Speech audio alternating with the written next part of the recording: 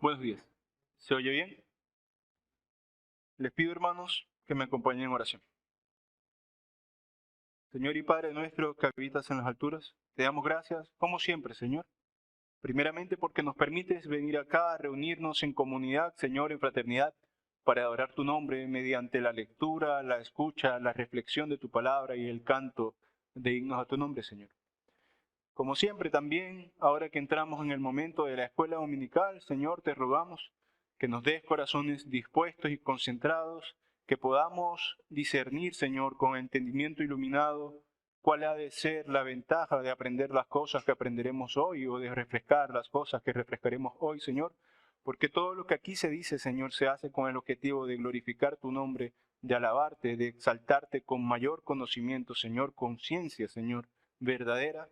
Y también, Señor, para poder exponer a otros, cuando nos toque la situación, aquello que creemos de ti y aquello por lo cual, Señor, tenemos la esperanza grandiosa de que tú nos salvas para siempre. Por lo que, Señor, te pedimos que seas tú guiando la exposición de hoy, dándome a mí claridad y a los oyentes entendimiento, Señor, de modo que seas exaltado en el nombre de Cristo Jesús. Amén. Bueno, hermanos, en la clase de hoy iniciaremos una nueva serie relacionada con la teología sistemática, particularmente en el área de la soteriología, que es el área de la sistemática que estudia los elementos relacionados a la salvación. Y sobre esto nos enfocaremos en esta serie que empezamos en la cuestión del llamamiento eficaz, la doctrina conocida como el llamamiento eficaz.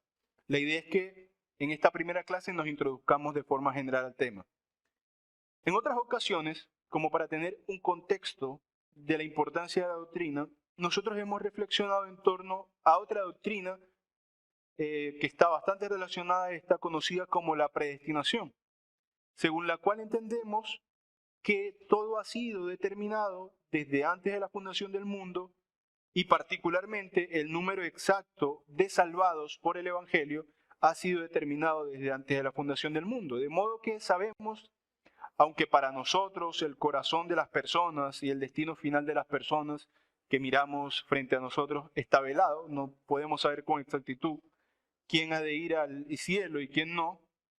Para Dios es certero, su conocimiento y determinación de los escogidos y de los reprobados es perfecto. En Él, en estas cosas no hay duda. De eso se trata el asunto de la predestinación, que Él ha establecido esto desde antes de la fundación del mundo. Y una cosa relevante para notar es que la doctrina de la predestinación nos informa que Dios, esto que estableció en el momento al establecer el curso de los tiempos, desde antes de que todo sucediera, lo hizo precisamente antes de la creación misma. Lo hizo antes del tiempo, antes de los sucesos que se dan en el tiempo. Y con esto en mente podemos razonar en torno a la doctrina del llamamiento eficaz, que es la que nos interesa hoy. Porque esta doctrina, a diferencia de la predestinación, que nos habla de algo que Dios determinó antes del tiempo, se trata de responder el cómo es que en nuestras vidas tiene efecto esa escogencia que Dios hizo en la eternidad. Cómo es que en nuestras vidas, aquello que Dios dispuso desde siempre para nosotros, es decir, que fuéramos escogidos y salvados, cómo es que lo experimentamos en nuestra vida o en el tiempo, en la historia.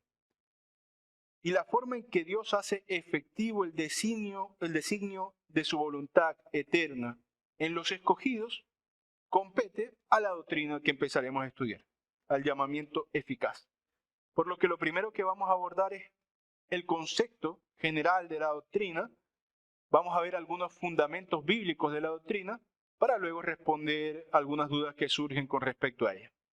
Para esto nos resultará útil dar un vistazo a un texto que es arquetípico, que es ejemplificador del fundamento bíblico de la doctrina, que es Romanos 8, del 28 al 30.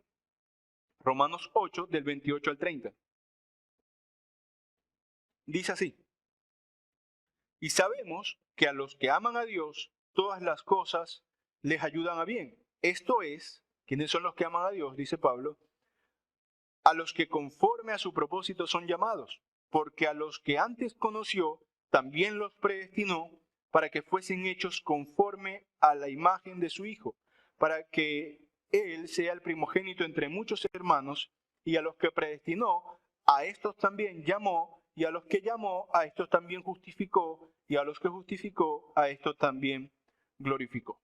Entonces este texto es de utilidad porque nos ayuda a establecer un concepto bíblico, un concepto bíblicamente fundado del asunto. Ustedes sabrán, otras veces que hemos estado en escuelas de teología sistemática, que la teología sistemática es una forma de estructurar de forma lógica ciertos tópicos que atañen a las cosas que creemos, pero se construye a partir de inferencias.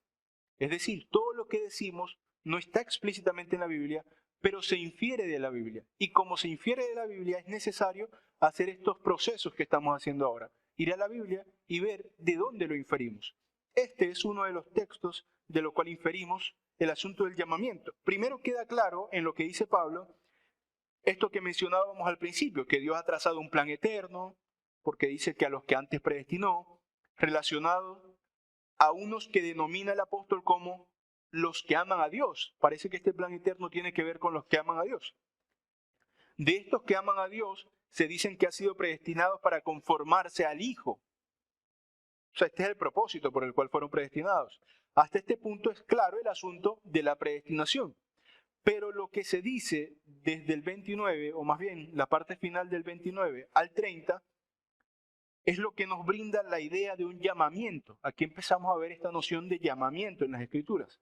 Pablo llama a Cristo el primogénito entre muchos hermanos. ¿Por qué? Porque él nos da la idea, y les leo otra vez, él dice que a los que predestinó lo hizo para que fuesen hechos conformes a la imagen de su Hijo.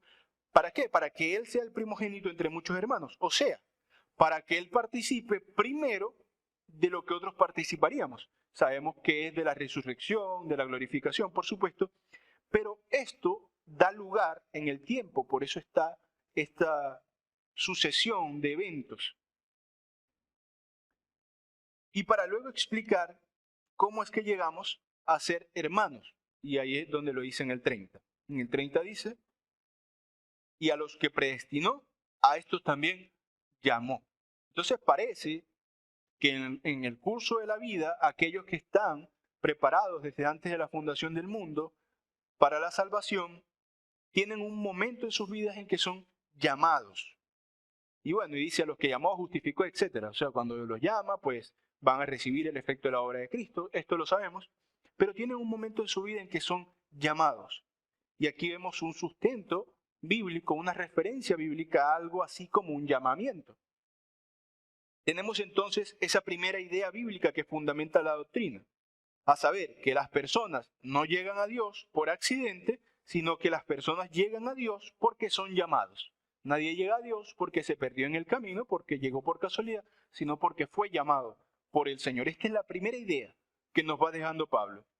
Dicho de otra forma, todo aquel que llega a Dios es porque Él ha venido primero a su vida a llamarlo, y esta es la idea de lo que llamamos o de lo que conocemos como llamamiento, una especie de comisión. Ven, sígueme, haz esto, haz aquello. Pero no debemos quedarnos solamente con la idea de llamado, sin más, porque en este aspecto, en la teología y en lo que nos conviene hoy estudiar, distinguimos dos tipos de llamados. Por un lado, el llamado externo y el llamado, por otro lado, interno o eficaz. El llamado que es nada más externo no tiene por qué ser eficaz. Para ilustrar esto, vamos a ver una de las parábolas del reino que dijo el Señor. Esto está en Mateo 22, 1 al 14. La idea que quiero ilustrar es esta. Tenemos las dos nociones de llamamiento. Uno externo, que puede no resultar en la conversión, y uno interno, que es eficaz, que siempre resultará en la conversión. Ilustrémoslo con la parábola. Mateo 22, 1 al 14. Dice así. Respondiendo Jesús, les volvió a hablar en parábolas, diciendo: el reino de los cielos es semejante a un rey que hizo fiesta de bodas a su hijo, y envió a sus siervos a llamar a los convidados a las bodas, a los que ya estaban invitados. No, fueron los siervos a buscarlos para que vinieran. Mas estos no quisieron. volvió a enviar a otros siervos diciendo: decid a los convidados, he aquí he preparado mi comida, mis toros y animales engordados han sido muertos y todo está dispuesto, venid a las bodas. Mas ellos, los invitados, sin hacer caso, se fueron, uno a su labranza y otro a sus negocios, y otros tomando los siervos, los afrentaron y los mataron. Al oírlo el rey se enojó, y enviando sus ejércitos destruyó a aquellos homicidas y quemó su ciudad. ¿A quiénes? A los que no habían recibido los siervos, a los invitados. Entonces dijo a sus siervos: las bodas a la verdad están preparadas, mas los que fueron convidados no eran dignos. Id pues a las salidas de los caminos y llamad a las bodas a cuantos halléis. Y saliendo los siervos por los caminos, juntaron a todos los que hallaron, juntamente malos y buenos, y las bodas fueron llenas de convidados. Y entró el rey para ver a los convidados y vio allí a un hombre que no estaba vestido de boda y le dijo: amigo, ¿cómo entraste aquí sin estar vestido de boda? Mas él enmudeció. Entonces el rey dijo a los que servían: atadle de pies y manos y echadle en las tinieblas de afuera, allí será el lloro y el crujir de dientes, porque muchos son llamados y pocos escogidos. Esta parábola nos prepara para hacer esta distinción necesaria. Sabemos que fue dicha, y si conocemos bien el ministerio del Señor Jesús y sus palabras, incluso en la entrada de Jerusalén, cuando iba camino a su muerte, fueron dichas para ilustrar la situación de Israel, que ellos son los primeramente llamados, ¿no? De hecho, Jesús llora frente a Jerusalén, dice Juan, diciendo: Jerusalén, Jerusalén, que matas a los profetas, que es un escenario similar al que plantea en la parábola, que el rey envía a los que ya estaban invitados, a los que ya habían sido llamados, a recordarles, y estos no reciben. Por lo que esta ilustración que el Señor estaba haciendo aquí, primeramente al pueblo, también tiene un carácter universal con respecto a la recepción, al escuchar el Evangelio por parte de los otros. Porque como se observa, la parábola ilustra una suerte de llamado universal. Primeramente se llama a unos que rechazan y luego se dice que llamen a todos, buenos y malos. Sin embargo, no debemos olvidar que había unos primeramente llamados que no quisieron entrar y otros secundariamente llamados que sí entraron. Algunos, solo algunos, entraron al banquete y por esto la sentencia final es: porque muchos son los llamados y pocos escogidos. Aquí vemos una ilustración certera de que el Señor, si bien ha dispuesto este medio ordinario que conocemos acá como la predicación de la palabra, la evangelización en las calles, todo es lo mismo, todo es la predicación de la palabra. Todo aquel que se exponga a la verdad bíblica, al mensaje bíblico, está siendo llamado, porque el evangelio es eso, un llamado al arrepentimiento, en primer lugar. Pero no todo el que sea llamado de esa forma externa, es decir, que reciba, que escuche la palabra, no todo vendrá. No todo el que es llamado vendrá al banquete. No todo el que es llamado vendrá al banquete, porque no todo el que es llamado es un escogido. Por eso muchos son los llamados, pocos los escogidos. Porque en la economía de la salvación, el venir a Cristo está previsto desde la eternidad. Para Dios, eso es cierto siempre, aunque para nosotros nos va pasando. En algún momento fui incrédulo y luego llegué a ser creyente. De modo que, para aterrizar la idea, el llamado externo es cuando una persona escucha el Evangelio en general, mientras el llamado o el llamamiento eficaz, que es la doctrina que estudiamos, es la doctrina, y aquí doy el concepto, es la doctrina que dice que para los que han sido escogidos por Dios desde la eternidad, Dios les hace una oferta que al escucharla, que al recibirla, rompe cualquier resistencia, de modo que son transformados y adoptados mediante la gracia de forma segura e infalible. Esto es importante.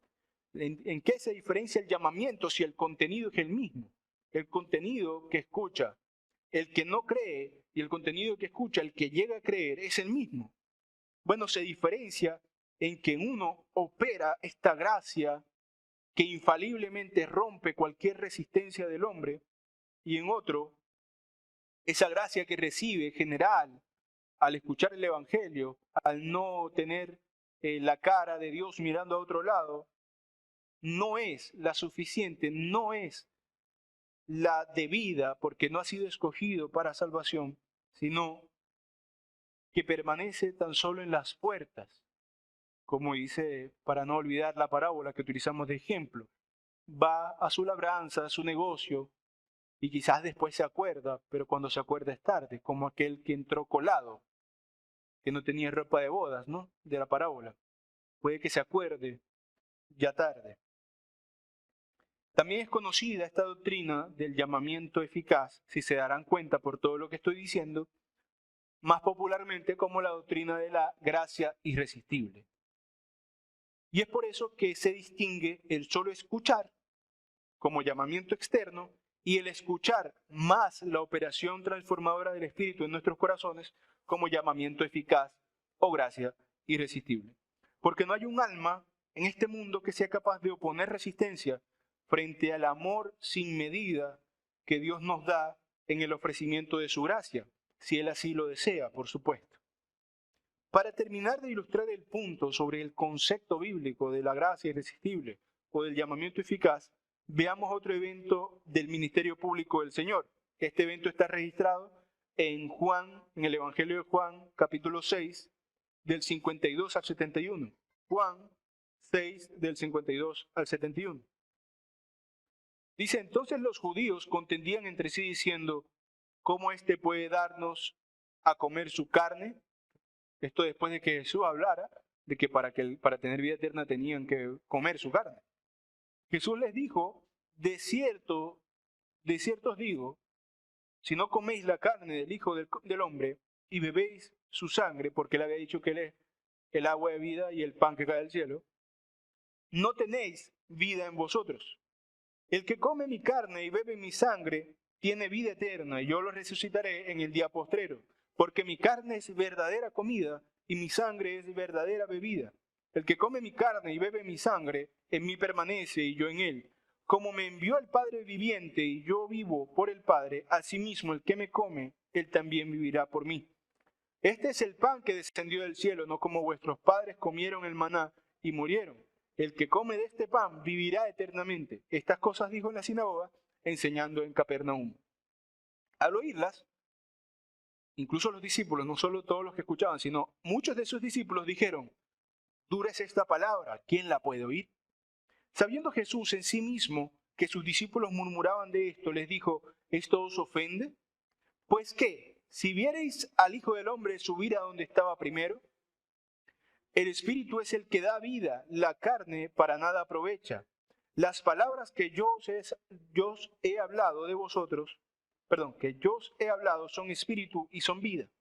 Pero hay algunos de vosotros que no creen, porque Jesús sabía desde el principio quiénes eran los que no creían y quién lo había de entregar. Y dijo, por eso os he dicho que ninguno puede venir a mí si no le fuere dado del Padre. Termina Juan haciendo esta conclusión. Desde entonces muchos de sus discípulos volvieron atrás y ya no andaban con él. Dijo Jesús entonces a los 12, ¿queréis acaso iros también vosotros? Y le respondió Simón Pedro, Señor, ¿a quién iremos? Tú tienes palabras de vida eterna, y nosotros hemos creído y conocemos que tú eres el Cristo, el Hijo de Dios viviente. Jesús le respondió, ¿no os he escogido yo a vosotros los 12 y uno de vosotros es diablo? Hablaba de Judas Iscariote, hijo de Simón, porque este era el que le iba a entregar, y era uno de los 12. Este texto no solo nos informa acerca del llamamiento externo, que muchos no resistieron, de la operación de Dios escogiendo y no el hombre escogiendo a Dios, sino que además nos habla de este llamamiento eficaz, porque después de que el Señor hubo predicado y se dieron cuenta de cuán fuerte era su mensaje, la reacción del Señor fue responderles por esto, por la dificultad, por la profundidad de este mensaje. Por eso os he dicho que ninguno puede venir a mí si no le fuere dado del Padre. Si el Padre no trae a Cristo, entonces nadie vendrá a Cristo. tiene que ser llamado, como hemos dicho, de forma eficaz, de forma segura el hombre. Y si es llamado de esta manera, vendrá a Cristo sin duda. Dando así la idea de que aunque la presentación, porque aquí Cristo lo hizo universalmente, aunque la presentación del Evangelio es universal, la aceptación plena por parte del hombre de la gracia de Dios se opera tan solo en quienes el Señor trabaja de manera especial en sus corazones. Ahora, hemos dado con esto un vistazo general del concepto de lo que es el llamamiento eficaz o la gracia irresistible y algunos fundamentos bíblicos, es decir, por qué nosotros llegamos a esa inferencia, por qué nosotros creemos tal doctrina. Por supuesto, esto puede dar lugar a algunas dudas, por ejemplo, del lugar de la libertad humana en este asunto. ¿Cómo es que, si somos libres, puede ser al mismo tiempo que el llamamiento sea irresistible? Y además, ¿cómo sucede este llamamiento si no se trata tan solo de escuchar?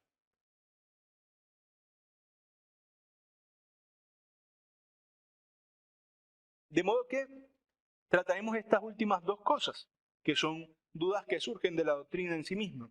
En primer lugar, ¿cómo opera? ¿Cómo es que pasa esto?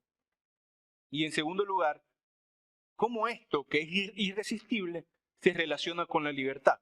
¿Cómo algo puede ser irresistible, pero al mismo tiempo ser recibido libremente? Sobre cómo es que opera esta gracia de forma plena es un misterio. Sin embargo, sabemos algunas cosas. Sabemos, por ejemplo, que se trata de una operación interna, no externa, una operación interna del Espíritu Santo en nuestros corazones. Es decir, una vez que el incrédulo recibe el llamado externo, es decir, la predicación del Evangelio, o bueno, no tiene por qué ser la predicación por parte de otro, leyendo la Biblia, escuchando por ahí algo. Es decir, una vez que el incrédulo recibe el mensaje de Dios, está siendo llamado externamente. Luego de ese llamado externo para los escogidos, viene el llamado interno, que es eficaz.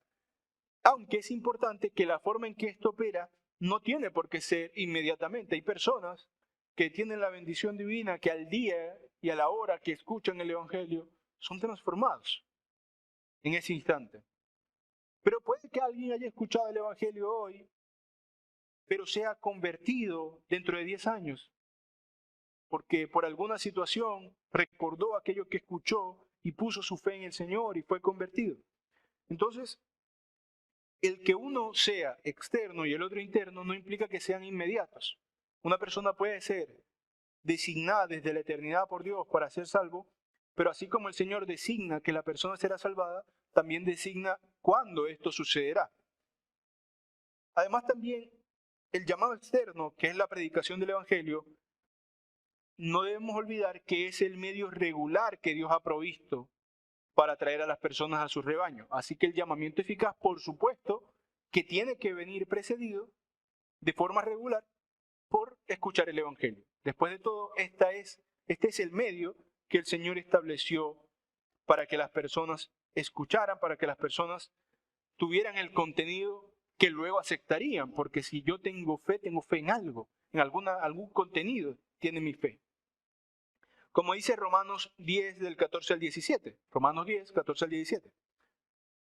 ¿Cómo pues invocarán a aquel en el cual no han creído? ¿Y cómo creerán en aquel de quien no han oído? ¿Y cómo oirán sin haber quien les predique? ¿Y cómo predicarán si no fueren enviados? Como está escrito, cuán hermosos son los pies de los que anuncian la paz, de los que anuncian buenas nuevas, mas no todos obedecieron al Evangelio. Pues Isaías dice, Señor, ¿quién ha creído a nuestro anuncio? Así que la fe es por el oír y el oír por la palabra de Dios. De modo que Pablo nos enseña aquí la forma regular en que opera la salvación. Él dice, ¿cómo creerán si no oyen? Es lógico. Para que las personas sean eficazmente llamadas, tienen que ser primeramente externamente llamadas. El contenido no aparece de sí mismo en la cabeza de las personas, sino que es escuchado y aceptado o rechazado, como dice él mismo. No todos obedecieron. Pero aquellos que han sido escogidos, también ha sido determinado por Dios que escucharán eventualmente la palabra del Señor. ¿Por qué es importante enfatizar en esto que podría parecer una sutileza, porque finalmente, si la gracia es irresistible, ¿qué más da si tienen o no que escuchar? Bueno, porque no es una sutileza, es algo importante, porque negar esto, negar la necesidad de un contenido de fe correcto, sería pensar que el universalismo está bien, es decir, que las personas pueden alcanzar salvación sin conocer la verdad revelada en la Biblia. Y eso es algo contrario a la fe revelada. Solo en Cristo hay salvación. Entonces, esta vendría a ser la primera fase del llamado irresistible, escuchar el Evangelio. Y luego viene seguida de la operación interna del llamado eficaz del Espíritu Santo, que es la operación del Espíritu Santo obrando en nuestros corazones. Y una ilustración de esto podemos verla en Juan 16:13. Juan 16:13 dice: pero cuando venga el Espíritu de verdad, Él os guiará a toda verdad, porque no hablará por su propia cuenta, sino que hablará todo lo que oyere y os hará saber las cosas que habrán de venir. Esta es una promesa hecha a los apóstoles, que informa que la persona del Espíritu Santo es la encargada, es la que de forma misteriosa nos conduce en el corazón a la verdad. Y justo antes, para que veamos que esto es una promesa que no solo tiene sentido para los apóstoles, sino que tiene un sentido universal, justo antes, en ese mismo capítulo de Juan 16, en el verso 18, el Señor dijo: y cuando Él venga, el Espíritu Santo, convencerá al mundo de pecado, de justicia y de juicio. Entonces, ¿cómo obra este llamamiento eficaz en mi corazón? ¿Cómo obró? Aunque no sabemos todos los detalles, sabemos que primeramente obró ordenando las cosas para que yo fuera expuesto al Evangelio, y luego obró en mi corazón trayendo al Espíritu para convencerme de pecado, de justicia y de juicio. De esta manera hizo que yo naciera de nuevo, como le dice Jesús a Timoteo, y ante la refutación de de Nicodemo, diciendo: ¿cómo puedo yo nacer de nuevo si estoy viejo? Él le dice: bueno, tú no puedes, pero Dios puede hacer que tú lo hagas. Ahora bien, como dije, queda un último asunto por responder. Ya hemos visto qué es el llamamiento eficaz, de dónde inferimos eso en las Escrituras, y hemos visto cómo es que opera el llamamiento eficaz en nosotros. Nos queda por responder el lugar de la libertad humana en esto que llamamos llamamiento eficaz o gracia irresistible. ¿Cómo es que siendo irresistible, al mismo tiempo yo creo libremente? Y para responder a esto, quiero volver a un texto que ya leímos hace un momento, Juan 6, esta vez solo una parte. Juan 6, del 61 al 69, dice así: sabiendo Jesús en sí mismo que sus discípulos murmuraban de esto, les dijo: ¿esto os ofende? Pues que si viereis al Hijo del Hombre subir a donde estaba primero. El Espíritu es el que da vida, la carne para nada aprovecha. Las palabras que yo os he hablado son espíritu y son vida. Para algunos de vosotros, pero hay algunos de vosotros que no creen, porque Jesús sabía desde el principio quiénes eran los que no creían y quién le había de entregar. Y dijo: por eso os he dicho que ninguno puede venir a mí si no le fuere dado del Padre. Esta es la parte que nos interesa ahora. Desde entonces muchos discípulos volvieron atrás y ya no andaban con él. Dijo entonces Jesús a los 12: ¿queréis acaso iros también vosotros? Les respondió Simón Pedro: ¿a quién iremos? Tú tienes palabras de vida eterna, y nosotros hemos creído y conocemos que tú eres el Cristo, el Hijo de Dios viviente. Entonces, ante la pregunta del Señor Jesús sobre si se irían o no, por las duras palabras que había dicho, Pedro respondió como nos tiene acostumbrado en los sermones de Hechos, de forma magnífica. Él respondió que no se le ocurría algún lugar a donde pudiera ir si no era él mismo, si él solo Cristo tiene palabras de vida eterna, si solo Cristo es el Hijo del Dios viviente, si solo en Cristo hay vida. Es decir, si todo esto que estaba diciendo Cristo, que era difícil, si todo esto era verdad, ¿a dónde puede ir? Aunque sea difícil su mensaje. Esto ilustra lo siguiente, hermanos. Si bien la gracia es irresistible en los escogidos, no es de ninguna forma obligatoria, violenta, sino que es amorosa. No vamos a los brazos del Señor encadenados, con un collar que nos arrastra como un perro, sino que tomamos la mano del Señor convencidos de su verdad. Simplemente toda resistencia desaparece y caemos en sus brazos con amor, libre y alegremente. Es importante esto de que es irresistible porque le damos el lugar a Dios que Él tiene, que la gracia o que la salvación es desde y para fe, y esto es por gracia. Diría Pablo para parafrasear dos ideas que él menciona en dos lugares diferentes. Entonces, de Dios es la salvación, por supuesto, desde el inicio hasta el final. Pero el Señor, amable, misericordiosa y magnánimamente, nos la ha presentado de modo tal que al alumbrar, y quédense con esta palabra, otra vez vuelvo a ella, al alumbrar nuestro entendimiento, cualquier resistencia que pudiera existir previamente, porque podía pasar, lo vemos en los apóstoles, a veces habían resistencias iniciales, pero al abrir sus ojos y ver la maravillosa gracia, el poder magnífico y sin igual del Señor, no podían sino decir, Señor, ¿a quién iremos? El Señor les dio, digamos, de alguna forma retórica, la oportunidad de irse, de resistirse. Ya les había dicho, yo los escogí a ustedes, no ustedes a mí. ¿Pero se quieren ir? Y Pedro solo, sin verse obligado, sin recibir nada, porque estando con Jesús ellos no recibían ningún estatus especial. Todo lo contrario, ustedes saben que estando con Jesús luego recibieron persecución y al final de sus días muerte. Pedro simplemente por el convencimiento en su corazón, libre y amorosamente dijo, Señor, ¿a quién iremos? Si yo me pregunto entonces, ¿cómo pudiendo ser irresistible la gracia, aún puedo decir que a ella yo accedo libremente? Bueno, porque en la apertura de mis ojos, en el conocimiento de la verdad, no hay nadie quien resista, no hay nadie que permanezca de pie y se niegue ante lo que es su vida de manera evidente.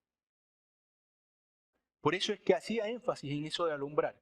Si ustedes se dan a la tarea de leer Corintios, Efesios, Mateo, Juan, Isaías, siempre habrá algo, un recurso retórico, poético, que es constante cuando se refieren los escritores a la palabra de la verdad divina, la luz.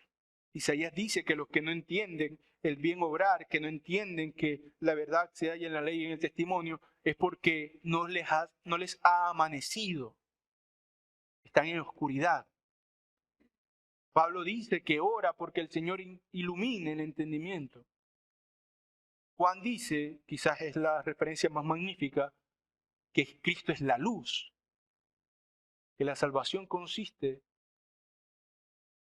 que la condenación consiste en que la luz, Cristo, vino al mundo y los hombres amaron más las tinieblas que la luz. De modo que, hermanos, no hay nadie que vea la luz y quiera volver a las tinieblas. Por eso es que la gracia, siendo irresistible, se recibe libremente. Porque es tan hermosa y tan magnífica que no hay corazón que escuchándole le rechace.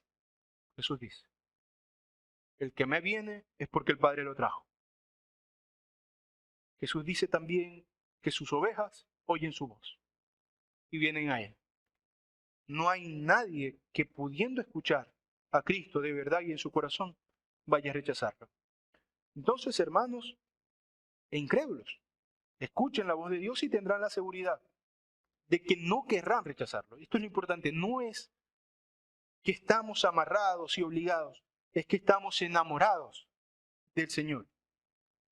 Y todo aquel que quiera escucharlo puede tener la seguridad de que lo escuchará, porque es Dios hablando a él. Recuerden lo que ya leímos, creo que la semana pasada, lo que dice el autor de Hebreos, y es algo que debemos tener en mente, que sin fe es imposible agradar a Dios, porque es necesario que el que se le acerca crea que le hay. Y si repetimos eso, si estás buscando ser salvado por Dios y repites eso, tienes la seguridad que acercándote probarás la gracia, porque acercándote es donde vas a experimentar que estás siendo atraído. Ya con esto termino. Hay un sermón de Charles Spurgeon que se llama Las cuerdas de amor. Se lo recomiendo, léanlo. Y quiero terminar con esta idea porque lo que él ilustra acá es esta misma reflexión de que siendo la gracia irresistible, siendo que nadie que ha sido llamado desde la eternidad o ha sido planeado por Dios ser llamado desde la eternidad, se va a resistir. Aún así, dice Spurgeon, el Señor nos trae con cuerdas de amor. Y por esas cuerdas de amor es que nadie puede decir que no. Porque libre y alegremente lo aceptamos. Aceptamos aquello que no merecemos, pero que recibimos. Oremos, hermanos. Si hay preguntas, luego de la oración, por favor. Señor y Padre Celestial, te damos gracias por esta maravillosa doctrina conocida como la gracia irresistible, porque estamos convencidos de que no es más sino la revelación o la comprensión sana de cómo opera, Señor, la conversión en la vida de los incrédulos que llegan a ser creyentes. Porque estamos convencidos de que es una manera más adecuada de darte la gloria sobre la salvación que ha sobrado en nosotros, inmerecida, magnífica, Señor, y que nos conduce la mirada a ti, Señor. Porque sabemos que en una situación de un corazón natural estamos enemistados y te odiamos, Señor. Pero nos haces llegar a amarte y amándote no nos resistimos, Señor. Te damos gracias por esta maravillosa verdad que obre en nuestras vidas para humildad, para paz, para consuelo, Señor, y para gloria tuya. En el nombre de Cristo Jesús. Amén. ¿Preguntas o aportes? ¿El micrófono? ¿Quién lo...?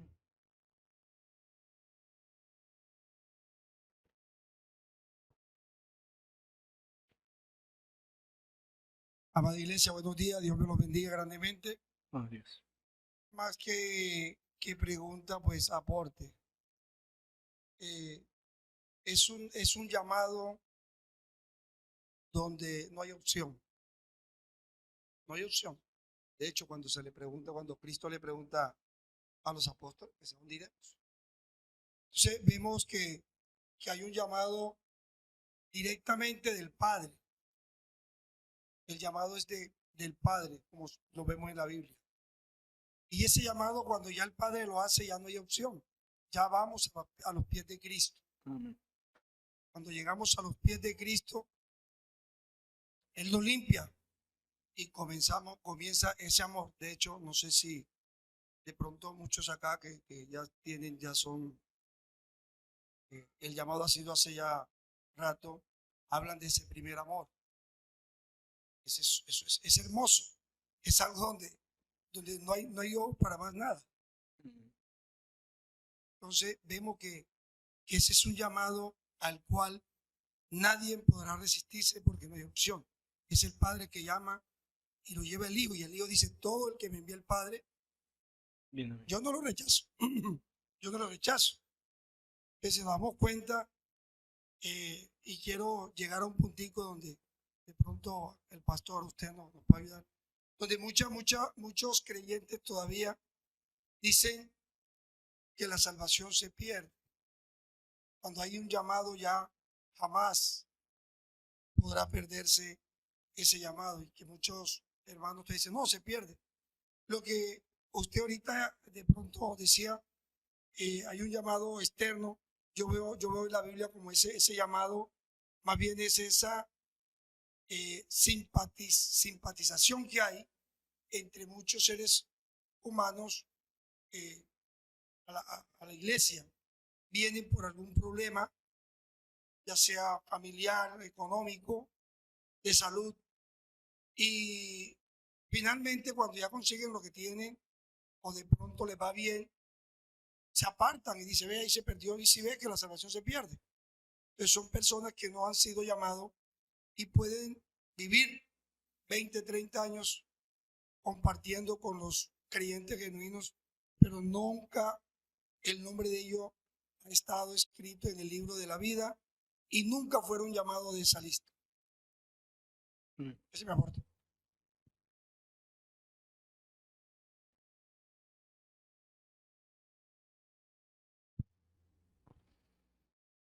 Buen día. Muy bien. Nunca había escuchado la parte de llamado externo y llamado interno. El llamado externo podríamos decir que es la aceptación de la salvación como tal, y el llamado interno podríamos decir que es ya ser guiados y santificados. No, llamado externo en este tema lo que ilustra es lo siguiente. Cualquier persona que escuche el Evangelio, que escuche una predicación, que escuche el mensaje de salvación, está siendo de alguna manera llamado por Dios, porque la Biblia ha sido dejada como palabra de Dios. Entonces llamado, lo escucha. Pero ¿por qué no viene? Nos podemos preguntar. Bueno, porque ese llamado se ha quedado solamente en el exterior. Lo escuchó, pero no lo aceptó. Entonces interno es cuando acepta este mensaje, viene a él, y lo que explicamos es que este llamado interno, o sea, cuando realmente llega el mensaje al corazón y es aceptado, es eficaz porque viene por parte de Dios. Entonces la distinción es, lo que entra por nuestros oídos es el llamado externo, lo que sucede en el corazón es el llamado interno. El llamado externo es el que recibe cualquiera cuando prende el televisor y escucha una predicación de cualquier persona. Entonces estamos diciendo que tanto el externo como el interno es la aceptación de la salvación simple. No, son cosas diferentes. Llamado es bastante ilustrativamente lo que la palabra dice. Ven, acepta al Señor. Lo que pase después, creer o no, es otro tema. Lo que dice la doctrina es que este llamado es eficaz. O sea, el llamado que hace el Señor, cuando el Señor dice ven y cree, tendrá el efecto de creer. Bueno, perdón y sigo preguntando para tenerla clara. El llamado externo es cuando me la hacen pero no acepto la salvación. Interno cuando la acepto, no. Te explico otra vez, vamos a utilizar una ilustración diferente. Martín Lutero ilustró la fe, que usted sabe, la salvación es por fe, ¿no? La fe como en 3 estados. El primer estado, decía Lutero, que es la noticia, la noticia, o sea, el escucharlo. El contenido de la fe, te predicaron, escuchaste la fe. El segundo estado, dice Lutero, es la asentia, es decir, que yo comprendo, sé qué es, no solo lo escuché, sino que conozco el mensaje. Pero si me quedo hasta allí, no soy salvo, porque no es mío el mensaje. Dice Lutero que el tercer estado es la fiducia, la fe, realmente. O sea, la confianza, pistis, creer, tener fidelidad. Que es allí cuando yo tengo fiducia, cuando tengo esperanza, cuando pongo mi fe en eso, en el mensaje que recibí, que soy salvo. Entonces, ¿dónde se posicionaría el llamado? Es decir, la predicación del Evangelio, en la noticia, o sea, la exposición, porque es eso, es un llamado. El sufijo, o mejor dicho, el apellido, el adjetivo externo o interno, lo que hace referencia para este ejemplo es el efecto que tendrá. El externo, aunque es para todos, no garantiza ningún efecto. O sea, no garantiza si la persona creerá o no. Pero el interno garantiza que después de la noticia, después de recibir el contenido de la fe, llegará la fiducia. Es decir, recibirá y aceptará el contenido de la fe. Por eso se le llama eficaz. No tiene que ver con creer propiamente. El llamado es el llamado, el mensaje.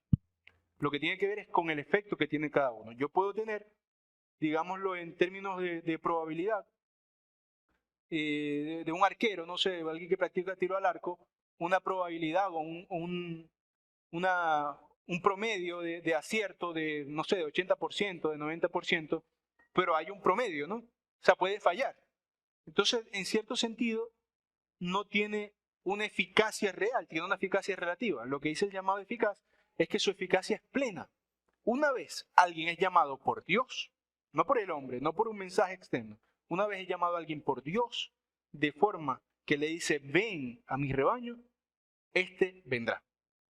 O sea, el efecto es el eficaz. Gracias, hermano. Cuando el hermano Vincent empezó hablando sobre la introducción del tema, obviamente, propiamente lo que es la soteriología como tal, nosotros en teología sistemática, o bueno, siempre se ha de manera práctica enseñado en teología sistemática separar los temas soteriológicos. Cuando los separamos es para estudiarlo más a profundidad, pero no necesariamente significa que una cosa pase primero, la otra después. Le voy a poner un ejemplo. Si ustedes se acuerdan, el tema que antecede a este llamamiento eficaz fue el libre albedrío.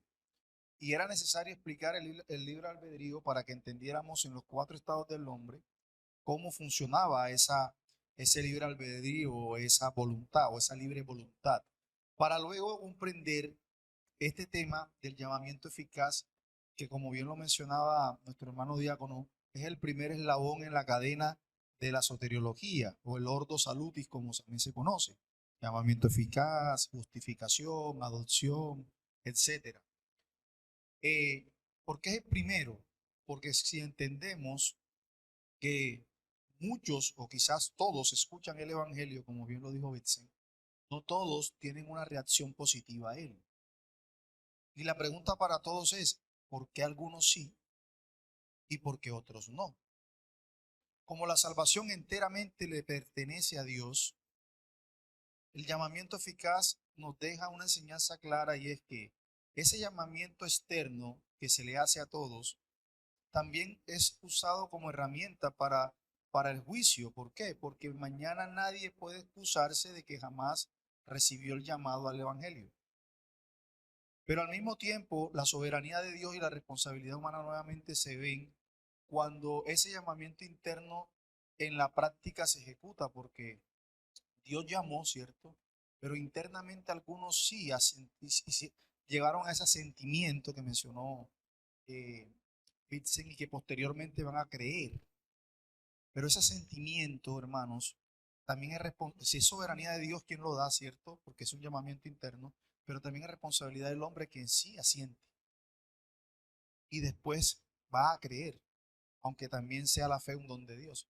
Entonces, estamos frente a situaciones que son misterios, y lo vamos a ir mirando cada vez que vayamos profundizando el tema de la soteriología. Y seguramente muchos tendremos dudas y confusiones, porque pensaremos, pero entonces, ¿cuál es la responsabilidad del hombre? Si al final Dios también es quien llama interno. Y si no llama interno a alguien, entonces es culpa de la persona.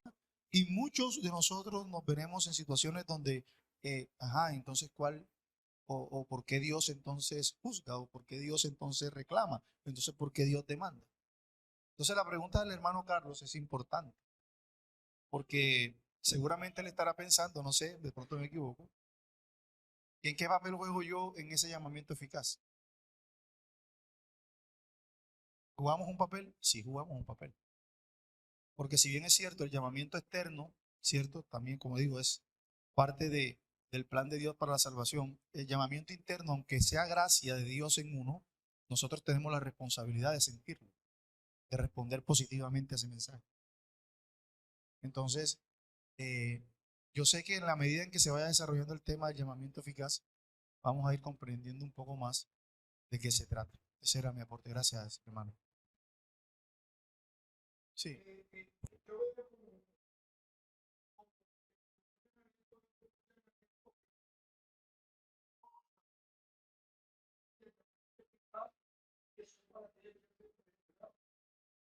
Sí, es claro que ningún elegido, obviamente, o más bien, es claro que todos los elegidos de Dios, por supuesto, reciben esa gracia irresistible, reciben ese llamamiento eficaz. No existe un elegido que no haya pues sido llamado internamente, es claro. Y también podemos concluir que incluso todos aquellos que lo rechazan voluntariamente, ese llamado externo, pues de alguna forma pues no están dentro de ese grupo selecto de Dios para ser salvo. Podemos llegar a una conclusión muy, muy particular sobre eso. Sí, En cierto sentido, o sea, podemos discutir sobre que hay personas que pueden no haber recibido el mensaje particular del Evangelio. Pero en este momento no nos enfocamos tanto en la universidad o no. Más bien es a la pregunta, ¿por qué surge la doctrina? Porque ante la pregunta de por qué en un grupo de personas que todos reciben el mismo mensaje, unos creen y otros no, la respuesta es porque unos son llamados eficazmente, o sea, por la obra interna del Espíritu Santo, y otros tan solo escucharon, pero no fueron llamados por la obra interna del Espíritu Santo.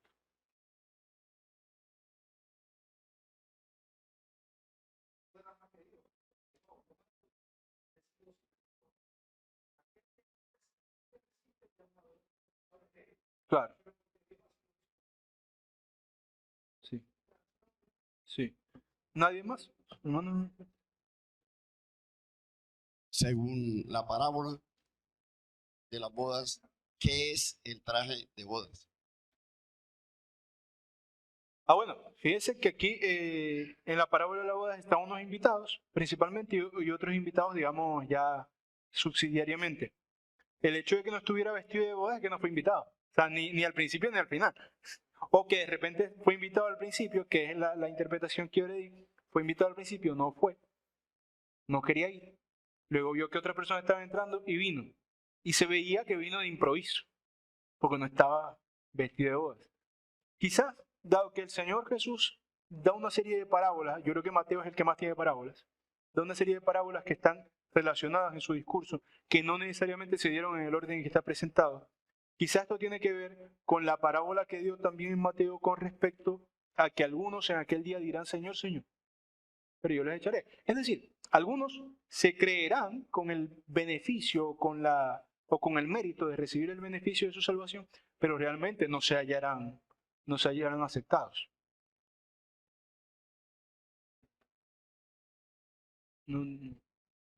La hermana Doria acaba de decir la parábola del sembrador, cuando Dios lanza su semilla. También sí. Son las parábolas, todas estas, la de las bodas, la del sembrador, son conocidas como las parábolas del reino. Bueno, hermanos. Mi hermano, una pregunta. En el anterior, ¿una persona que no predestinada también puede ser salvo? No, si no ha sido predestinado, no, pues los predestinados son para la salvación, precisamente.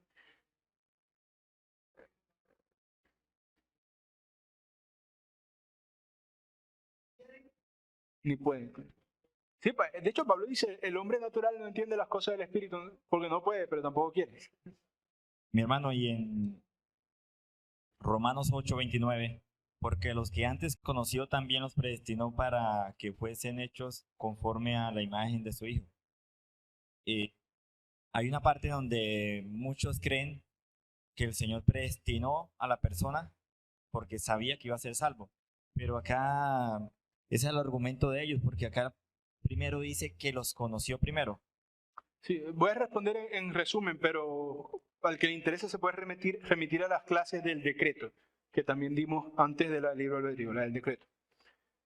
Esta noción, la principal razón por la que pienso que debemos rechazarlo, es decir, que Dios predestina o escoge a las personas mirando el futuro, diciendo, bueno, este va a aceptar, entonces la predestino. La principal razón es que eso no sería predestinación. Eso sería mirar al futuro y decir, mira, sí, este, y escribirlo.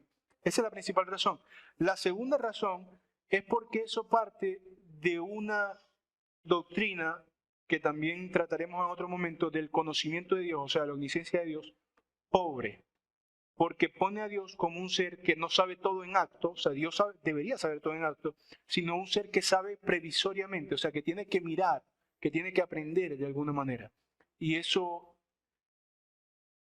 no es Dios. Dios lo sabe todo y lo sabe siempre. Por lo tanto, no hay nada que Él sepa que lo sepa contingentemente. Él sabe todo completo y siempre. Por lo tanto, no hay ninguna decisión que tome porque Él prevea que la persona tiene las características. No. Aquí tenemos una sutileza con respecto de la libertad, pero todo esto se toca en el asunto del decreto. La idea general es, no creemos que Dios predestina a las personas basándose en lo que ve en el futuro, porque estamos seguros que nadie sin gracia acepta a Dios. Entonces, si Él se basara en eso, no predestina a nadie, porque todos lo van a rechazar.